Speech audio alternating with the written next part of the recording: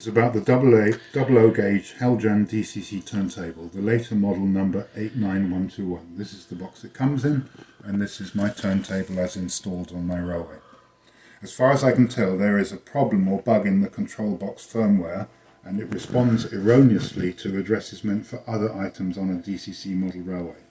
The problem's been around for about 6 years now, but I know at least that in 2016 Heljan were first contacted about it from other users. I have, of course, written to Heljan on several occasions since 2020 about this issue, but have always received uncommittal acknowledgements of my emails, but no resolution of the problem. However, Heljan did ask me to send them a video of the problem, and I tried to do this via email, which of course was me being stupid, a disaster.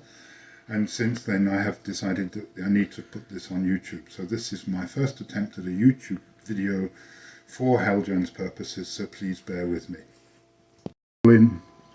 I model in double O gauge with Digitrax command station boosters, block detectors and Digitrax point and signal controllers. I also used the German company Railroad & Co.'s software, the Train Controller Gold version 9 of the software to drive the model railway, which you can see depicted on the signal box diagram here. I'm a fan of Heljan products, and I've probably spent around £2,000 on their various offerings, including 2 of these 89121 turntables, the Bayer Garrett, and about a dozen other locomotives from Heljan. You can see the Tango in the corner. The turntable is at a competitive price and is quite long, so it can handle almost any UK outline locomotive, except, funnily enough, their own Bayer, but that's just a quirk and not the issue here. There are several videos and discussions online regarding this turntable generating errors, or ERR, on its control box and being inoperable. And the one warning or advice missing from the instructions being that you should never remove the bridge for cleaning when there is power on it. Somewhere it lacks diode protection, and the simple end up with the unit going back to Heljan for £40 in postage. When I made this elementary mistake of removing the bridge under power, Heljan were excellent. They produced very prompt service, they repaired the bridge and the control box at no extra cost to me and returned it promptly. So my turntable has now run very well since its repair in 2017, has no mechanical issues. It calibrates well, and I operate it from the base address suggested in the Heljan manual of 57, so the first track position is 225 and then upwards through its 12 exits or positions, 3 of which are not active. So that gives me values up to 232. There are no problems when controlling the turntable with the controller. Here I'm moving it from track 2 to track 3.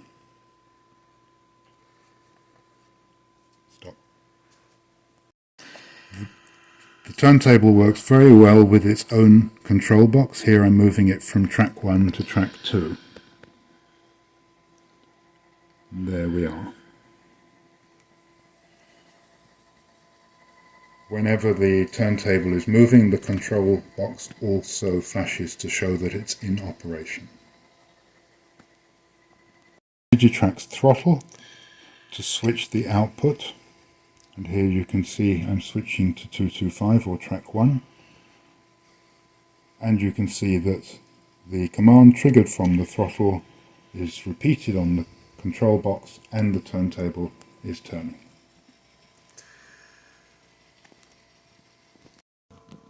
The third way I have of controlling the turntable is using the software here.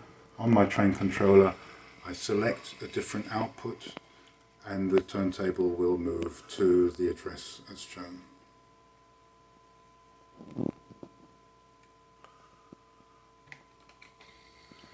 And there it's moving. So those are the 3 ways of controlling it: the Digitrax throttle, the native Heljan control box, and the Train Controller Gold software. The problem I want to discuss lies entirely within the Heljan 89121 control box, its software, or if you like, its firmware. I have no duplicate addresses in the range of the turntable. My locomotives and points, turnouts, are all in the ranges from addresses 4 up to 125, and my signals, also powered by Digitrax SE8 boards, occupy the high addresses from 430 upwards. So critically, on my layout there are no items in the range from 200 to 300. in Loconet address terms, thus keeping the whole of those addresses completely free for just the Heljan turntable to use. However, the Heljan turntable still suddenly turns when not called upon and when no arranges in that 220 range are called. So without warning, it will suddenly rotate to an unpredictable address that no one has told it to go to. At first I thought this was caused by some electromagnetic interference, and so I shielded and grounded the extra sheathing on the control box and the cable to the turntable motor and so on. I noticed several other users on various forums like RM Web and Train Controller have tried the same thing. But this made no difference to the problem. Start when you're ready. This made no difference to the problem of sudden random turning, and it's not helped other users either. When I used Loconet Checker, which you can see here with the hexadecimal addresses in blue, to read all of the addresses being called on my layout, it proved that at no time unintentionally was the turntable range, in my case from 225 upwards, being called. There were no stray instructions in the whole 200 to 300 range. I notice other smarter users using JMRI software have also proven the same thing while monitoring Loconet. So the turntable is not receiving external instructions in its range to suddenly move.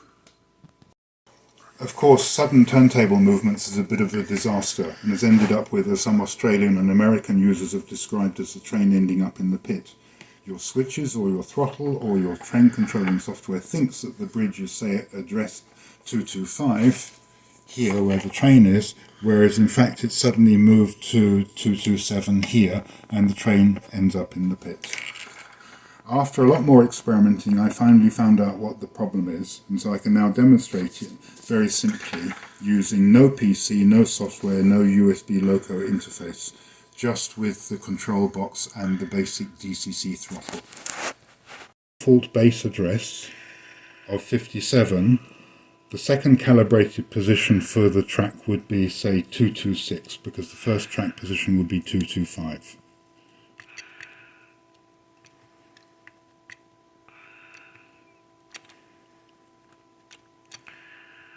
Stop. So my second track position would be 226.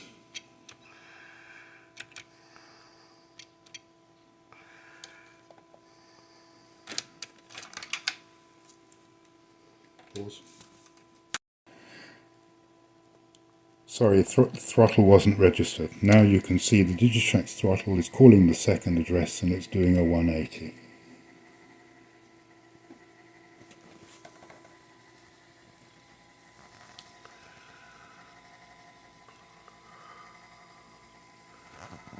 Now the important bit. If I add 8 bytes or 256 to that address, I get the value of 482.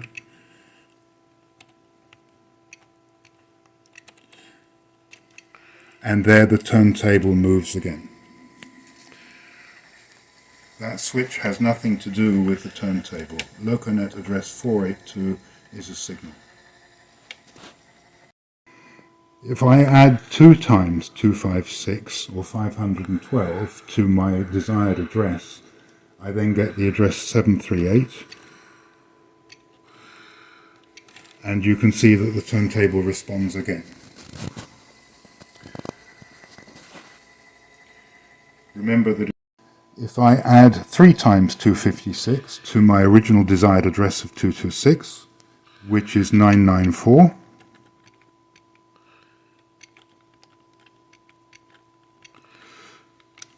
you will see once more the turntable is turning with an address close to 1000. I've not tested this duplicate addressing problem above address 999, but I have tested it with other base addresses like 40, where the first position is 157, and the second position is 158. And if I want 158, I also get movement on the Heljan turntable when Loconet has addresses for 414, 670, 926, and so on. So for any base address suggested by Heljan in their manual, the first sub-addresses all produce unwanted turntable movements when any multiples of 256 are added to the correct selected address. This can easily be proven just like I have done with the command station and throttle. It does not affect the control box controls at all. just Loconet addressing.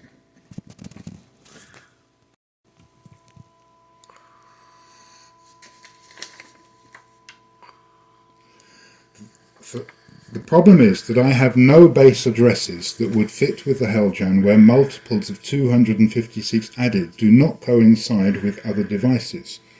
This is the manual for the Digitrax SE8C, their signal controller, and you will see, highlighted with the pencil, when you've got 4 aspects per head, you can dominate a lot of the addresses from 200 or 300 upwards.